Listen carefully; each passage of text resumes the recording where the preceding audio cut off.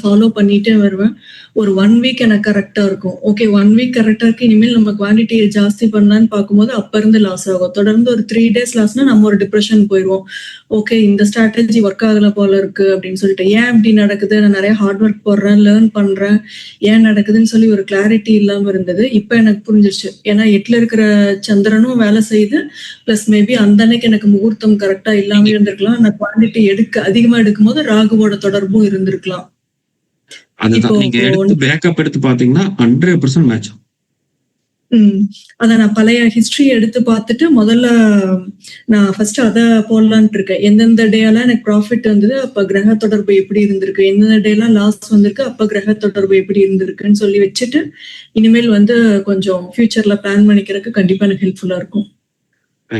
அப்புறம் எனக்கு அதான் நான் சொன்ன மாதிரி இந்த கிரகம் நமக்கு பலமா இல்லையா அப்படிங்கிற டவுட் இருந்தது. ஏன்னா எல்லாமே ஒரு பிளஸ் அண்ட் மைனஸை ஹோல்ட் பண்ணிருக்கிறதுனால இப்ப நீங்க சொன்னதுனால இதுக்கு பினான்சியலா பார்க்கலாம், இதுக்கு பினான்சியலா பார்க்க வேண்டியது இல்லைங்கிற ஒரு கிளாரிட்டியும் கிடைச்சிருக்கு. Okay, thank you thank you. உங்களோடது அந்த டெலிகிராம் குரூப்லயும் நான் இருக்கேன். ஸோ நீங்க போடுற போஸ்ட் எல்லாம் வாட்ச் பண்ணிட்டே இருக்கேன். இப்ப நான் அந்த ட்ரேட் எடுத்தாலும் எடுக்கலனாலும் நீங்க என்ன போஸ்ட் போட்டிருக்கீங்க அது எப்படி போகுதுங்கிறதையும் பார்த்துட்டே இருப்பேன். ஸோ அது எனக்கு ஹெல்ப்ஃபுல்லா இருக்கு கொஞ்சம். Thank you so much. Thank you.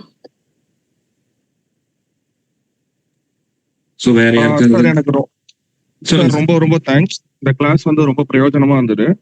Especially அந்த சூரியனுடைய டிரான்சிட்டுக்கு வந்து அந்த நாடி சிஸ்டம் ஆஃப் ஆஸ்பெக்ட் இது வந்து எனக்கு நான் அது வரைக்கும் யோசிச்சதே கிடையாது. இதுக்கு எனக்கு வந்து நான் வந்து என்னன்னா செப்பரேட்டா அந்த சூரியனுக்கு தனியா ஒரு வீடியோ போட்டிருக்கேன். அது உங்களுக்கு அனுப்புறேன். அது நிறைய போர்ட்ல நின்று நான் வரைஞ்சு போட்டிருப்பேன். அது உங்களுக்கு அனுப்புறேன். அது ரொம்ப இன்னும் கிளாரிட்டியா இருக்கும். அதை நீங்க பாருங்க. நான் வந்து அஸ்ட்ராலஜி வச்சு அழகுன்னு நிக்கிறேன். எப்படியாவது மார்க்கெட்டை கிராக் பண்ண